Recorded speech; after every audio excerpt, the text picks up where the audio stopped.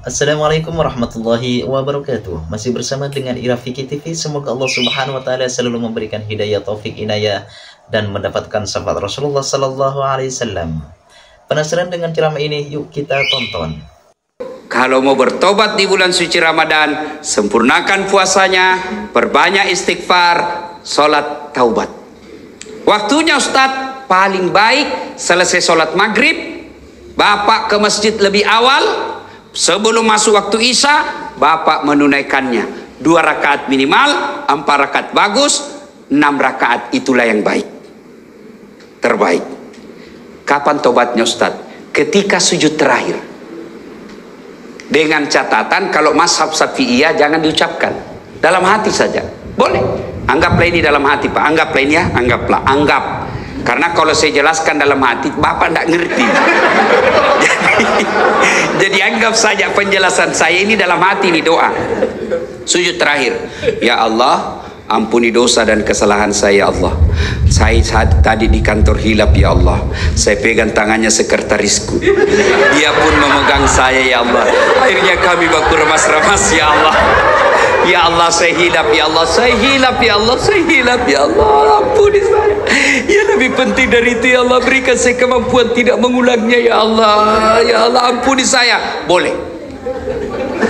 Tidak harus bahasa Arab. Tidak harus bahasa Arab. Sampaikan penyesalannya kepada Allah.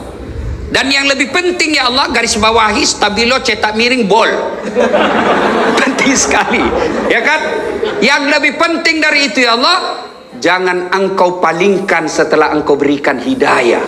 Rabbana la tusik qulubana ba'da is hadaitana wa hab lana min ladunka rahmah. Maka saudaraku, bulan suci Ramadan merugi kalian kalau tidak mendapat ampunan dari Allah Subhanahu wa taala. Ibaratnya Bapak masukkan tempat cuci mobilnya, Bapak masukkan cuci pakaiannya, ternyata keluar dari cucian itu tetap kotor. Merugi. Maka disebut bulan penuh ampunan. Maka bertobat. Yang ketiga, bulan disebut Ramadan bulan kemuliaan. Kenapa disebut bulan kemuliaan? Karena pada malam itu ada satu malam yang lebih mulia daripada 1000 bulan. Inna anzalnahu fi lailatul qadar wa ma adraka ma lailatul qadar. Lailatul qadr khairum min alfi syahr. Tanazzalul malaikatu warruh fiha bi izni rabbih min kulli amrin salam khiyahatta matla'il fajr. Ayat ini kurang lebih menerjemahkan ada satu malam yang lebih mulia daripada 1000 bulan. Bapak tahu artinya 1000 bulan? Berapa itu? 83 tahun. Satu malam Bapak beribadah. Pada malam itu kalau Bapak melakukannya lebih mulia daripada 83 tahun berturut-turut Bapak berbuat baik. Ada di sini yang sudah sholat 83 tahun berturut-turut tidak pernah singgah? Ada? 10 menit aja kita taubat Pak. Pulang sholat subuh dia bilang galiran sesat itu Ustaz. Kenapa dia bilang sholat subuh 3 rakaat Ustaz? Bukan 3 rakaat, sujud tilawah itu namanya dong. Ampun lagi saya kesana Ustaz. Kenapa dari panjang sekali bacanya Pak Imam Ustaz? Kenapa? Surah Yasin dia bagi 2. Itu harus surah Yasin hatam. Bapak sudah ampun. Maka tidak mungkin ada manusia mampu berbuat baik 80 tahun, 83 tahun berturut-turut. Tapi jangan putus asa. Bapak melakukan kebaikan pada malam Lailatul Qadar itu lebih mulia. Artinya lebih tinggi daripada 83 tahun. Maka disebut malam penuh kemuliaan. Maka merugi orang yang mendapati bulan suci Ramadan tidak mempergunakannya dengan sebaik-baiknya. Bagaimana ciri-ciri Lailatul Qadar itu Ustaz? Berbeda pendapat ulama. Ulama mengumumkan malam Lailatul Qadar itu turun mulai dari malam 17 Ramadan sampai dengan akhir Ramadan di setiap malam ganjil. Berarti 17, 19, 21, 23, 25, 27, 29. Diringkas lagi oleh majelis ulama, mayoritas ulama 10 malam terakhir malam ganjil. Berarti 21, 23, 25, 27, 29. Mereka ringkas lagi jumhur ulama. Artinya mayoritas ulama berpendapat Lailatul Qadar itu ditengarai jatuhnya di 27 Ramadan. Makanya kalau orang umroh itu Pak, malam 27 Ramadan itu bisa ratusan juta. Kenapa? Karena di situ malam spesial. Ibaratnya toko Grand, apa tuh? Grand Sale, apa? Ya itulah dia. Iya, karena mau juga gaya-gaya itu salah-salah Pak. Iya kan? Dapat diskon besar. Saya mau baju ini, pada saat saya datang harganya 100.000. Maka saya cari kapan waktunya dia diskon. Begitu besok saya datang, yang tadinya 100.000 tinggal 10.000. Tentu bodoh saya ketika saya tidak beli pada waktu itu. Kenapa? Harganya diskon besar, kualitasnya sama, masa saya tidak beli? Maka bulan Ramadan, keliru orang yang tidak mendapatkannya, berlomba-lomba, berpastabikul khairat menyambut malam Lailatul Qadar itu. Apa yang dilakukan Ustaz? Segala kebaikan. Bapak yang punya duit, tunggu Lailatul Qadar dengan malam itu bersedekah. Bapak tidak punya duit, tunggu Lailatul Qadar dengan cara apa? Tadarusan. Baca ayat suci Al-Quran. Sudah baca ayat suci Al-Quran, salat lail, salat tengah malam. Salat lail itu bisa bermula dari apa? Bapak salat sunnah wudhu dulu. Sudah salat sunnah wudhu, Bapak lakukan lagi apa? Salat sunat hajat. Sudah salat sunnah hajat, tambah lagi salat tahajud. Sudah itu tutup dengan witir. Witir minimal 1 rakaat, boleh maksimal 5 rakaat. Yang penting ganjil. Sudah itu masih ada waktu menunggu waktu subuh. Apa yang kita lakukan? Zikir. Subhanallah, alhamdulillah, Allahu Akbar, la ilaha illallah, huwallahu akbar. Yang penting zikirnya jangan buru-buru. Banyak orang zikir tidak jelas zikirnya, seolah makan pisang goreng panas. Apa artinya itu? Dia bilang, Dullah, apa kau panggil saya? Siapa panggil? Itu saya dengar tadi, Dullah. Ayo ibu bapak saudara-saudara sekalian, maka masuk Ramadan, nantikan Lailatul Qadar. Berikutnya Ramadan, malam dikabulkannya doa-doa umat manusia. Bahkan Allah malu tidak mengabulkan doanya orang-orang yang berdoa pada malam itu. Berdoalah. Bapak mau naik pangkat, tidak usah cari muka sama kepala kantor. Tidak usah. Biar kepala kantor senang, kalau istri beliau tidak senang, tidak jalan kamu. Serius. Ayo, ngapain cari muka sama kanwil? Ngapain cari muka sama menteri? Mereka ada masa jabatannya. Kalau Allah yang melindungi kalian, satu dunia mau menjatuhkan tidak akan mampu. Satu dunia mau memuliakan kalian, Allah yang jatuhkan, jatuh kamu. Maka daripada cari muka sama manusia, mending Anda minta kepada Allah Subhanahu wa taala, berdoa. Doa tidak harus pakai bahasa Arab. Bapak Ibu yang saya muliakan, saya bukan mau takabur. Ini hanya saya mau tunjukkan bagaimana hebatnya kekuatan doa. Lihat itu gelarnya Ustadz Dasat, yang selalu salah-salah disebut tadi MC. Coba lihat gelar saya, doktor 2 Pak. Kalau dokter disiplin ilmu yang bersamaan tidak istimewa Pak, disiplin ilmu yang berbeda. Oke, disiplin ilmu yang berbeda, tapi kalau negara yang sama tidak istimewa Pak. Ini disiplin ilmu yang berbeda, negara yang berbeda, waktu yang sama. Orang bilang tidak masuk akal, sampai saya difitnah waktu itu, tidak kuliah itu, bohong-bohong aja itu. Saya tidak balas Pak, saya cuma share saya punya ijazah. Nih loh ijazah saya. Itu doktor dalam negeri. Kalau Bapak lihat gelar PhD, itu insya Allah dari luar negeri itu. Philosophy of Doctor. Tidak masuk akal, tapi tidak ada yang tidak masuk akal. S1 saya juga 2, bersamaan waktunya, bisa selesai. Orang biasa tidak masuk akal, tidak ada yang tidak masuk akal kalau Allah menolongmu. Maka kecil, yang pegawai honor mau jadi pegawai tetap ASN, kecil buat Allah. Ada aja caranya buat Allah kasih jadi kalian. Ada pegawai honor di sini? Pegawai honor saya tahu, PTT, pegawai tidak tetap. 5 tahun kemudian TTP, tetap tidak pegawai. Lagunya itu kan, lagunya PTT, pegawai tidak tetap. Berakit-rakit dahulu, Berenang-renang ke tepian, sakit-sakit dahulu, susah-susah dahulu, lalu kemudian tetap susah.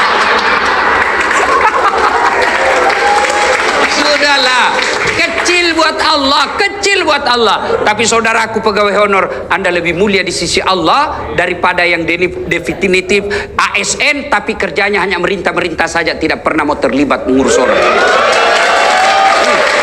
Anda pegawai honor jauh lebih mulia di hadapan Allah. Kalau yang pegawai yang sudah ada NIP-nya di belakang saja, tidak ngurus padahal dia punya kerja, dia tanggung jawabnya di akhirat besar. Sudah dikasih oleh negara, dibiayai, dikasih honor, kasih tunjangan, lalu pegawai honor semua kau kasih untuk kerja, padahal itu juga kewajibanmu, kau makan gaji buta. Jangan ketawa, saya serius ini. Hati-hati yang suka ngambil barang-barang kantor. Sudah ada tertulis inventaris kantor pertanahan Jakarta Timur. Ada di rumahnya. Pak, yang ada kejadian itu Pak, kasih kembali sebelum Ramadan. Selama Bapak simpan dan itu Bapak ambil secara tidak halal, itu yang menghalangi doa Ramadanmu. Maka besok kembalikan. Datangi Bapak kepala pertanahan, Pak, ada dulu laptop hilang Pak. Maafkan saya Pak, saya hilang Pak, saya hilang Pak. Kembalikan. Kursi-kursi kembalikan, printer, monitor, kertas, kas kembali semua. Tidak dipakai lagi, bukan hakmu. Tinggal aja berkarat, bukan hakmu. Itu uang negara, bukan kau punya hak.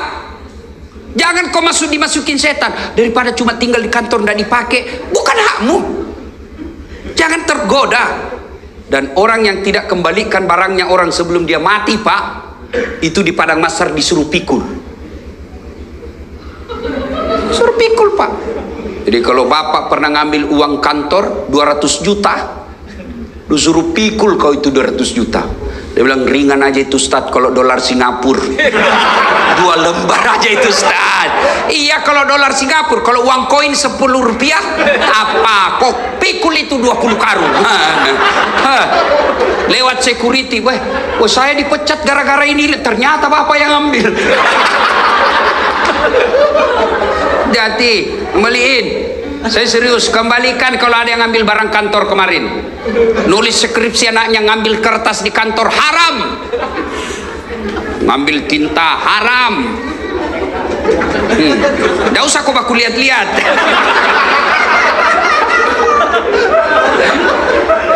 Saudara-saudara sekalian, berdoalah kepada Allah. Saudaraku dengar, kalian yang pegawai honor jauh lebih mulia daripada kalian jadi pegawai tapi nyogok 500 juta jadi pegawai sampai pensiun itu kau tidak bisa kembalikan uang 500 juta. Berapa gajinya orang di sini? 500 juta kau bisa kembalikan. Hidup di Jakarta 5 juta per bulan hanya operasionalmu, apalagi mau kembalikan 500 juta itu. Dan pendapat ulama, orang yang masuk pegawai karena nyogok, selama gajinya dia makan, selama itu dia makan uang haram. Hati-hati. Termasuk anggota DPR terpilih karena nyogok, dia makan gajinya itu uang haram. Ada Bapak kenal anggota DPR menang karena nyogok? Ada di tengah-tengah kita, ada di kampung, ada toh? Jangan ku salahkan dia, salahkan kau kenapa kau pilih? Saudara-saudara sekalian, Ramadan saatnya berdoa. Saya tidak tahu berdoa Ustaz. Berdoa tidak harus pakai bahasa Arab. Ustaz, apa doanya supaya baik pekerjaanku? Itu doanya, perbaiki pekerjaanku ya Allah. Apa doanya supaya saya dapat jodoh? Ya itu doanya, ya Allah kasih saya jodoh. Tidak harus bahasa Arab. Daripada kau bahasa Arab, salah pengucapannya, kau tidak tahu artinya, bingung malaikat, lain di bibir, lain di hati. Apa? Boleh berdoa pakai bahasa isyarat, boleh. Nggak ngomong, nggak ada ngomong. Oh, baru kawin lagi suaminya. Doa daripada bahasa Arab tidak ditahu artinya. Bingung malaikat, apa maksudnya ini dasat? Lain di bibir, lain di hati. Dia mau doa supaya baik kerjaannya, ternyata doa yang diminta doa sakaratil maut. Ayo, doalah. Tidak harus pakai bahasa Arab. Pakai bahasa apa saja. Silakan doa. Bapak sudah capek kerja di sini, minta kepada Allah. Sesuatu yang ada jalannya saja Allah bisa. Allah, sesuatu yang tidak ada jalannya Allah mampu kabulkan, apalagi yang ada jalannya. Apa maksudnya, Ustaz? Ada enggak jalannya perempuan tidak pernah disentuh laki-laki hamil? Tidak mungkin kan? Ilmu kedokteran bilang tidak mungkin. Tapi kalau Allah yang mau, Siti Maryam tidak pernah disentuh laki-laki, wanita suci melahirkan Isa alaihissalam kalau Allah mau. Ayo, Ramadan saudaraku, manfaatkan untuk banyak berdoa kepada Allah Subhanahu wa taala. Alhamdulillah anak-anak milenial seperti depan saya ini kan rajin semua berdoa, Pak. Coba lihat Pak Kepala Pertanahan itu, anak-anak kita ini adik-adik ini kan rajin berdoa, Pak. Alhamdulillah. Mau pergi kantor, ya Allah berkahilah perjalananku. Sampai di kantor, ya Allah rahmatilah segala usaha dan ikhtiarku. Tapi di mana dia berdoa? Di status. Sibuknya itu Tuhan mau baca status lu dong. Yang kelima, bulan Ramadan. Bulan Ramadan di situ dilipat gandakan segala kebaikan. Saudaraku, Ramadan ini dilipat gandakan segala kebaikan. Artinya apa? Bapak sedekah 1 rupiah, Allah ganti 7.000 kali lipat. Maka sedekahlah. Saudaraku, sedekahlah. Ya, jangan Anda berpikir saya miskin sehingga tidak bersedekah. Bersedekahlah agar kalian bisa kaya. Tidak ada orang bangkrut gara-gara sedekah. Apa narkoba? Bangkrut gara-gara apa? Judi. Tidak ada orang bangkrut gara-gara sedekah. Ibu-ibu, mau suamimu tertolak dari bencana, digoda perempuan, sedekah. 6 membuat tertolak dari bencana, kata Nabi, 1 diantaranya sedekah. Jadi kalau ibu sudah tahu ada tanda-tanda, kenapa ini suami saya? Biasanya biar ndak setrika baju, dia jalan ini baju dalamnya pun disetrika. 30% mencurigakan. Ndak pernah pakai parfum, kok ini biar pengharum ruangan dia pakai juga. Sudah mencurigakan betul itu. Apalagi kalau dia terima WhatsApp dalam kamar mandi. Daripada kamu video call, di mana Pak? Di kantor. Di kantor. Di mana? Video call dulu. Sudahlah, makin kau cerdas, makin cerdas lagi suamimu. Hah? Dia tulis di situ nomor HP-nya, lain orangnya, lain namanya. Kepala kantor 1, kepala kantor 2.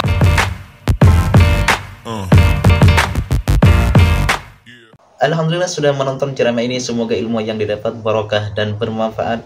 Sekian, terima kasih. Assalamualaikum warahmatullahi wabarakatuh.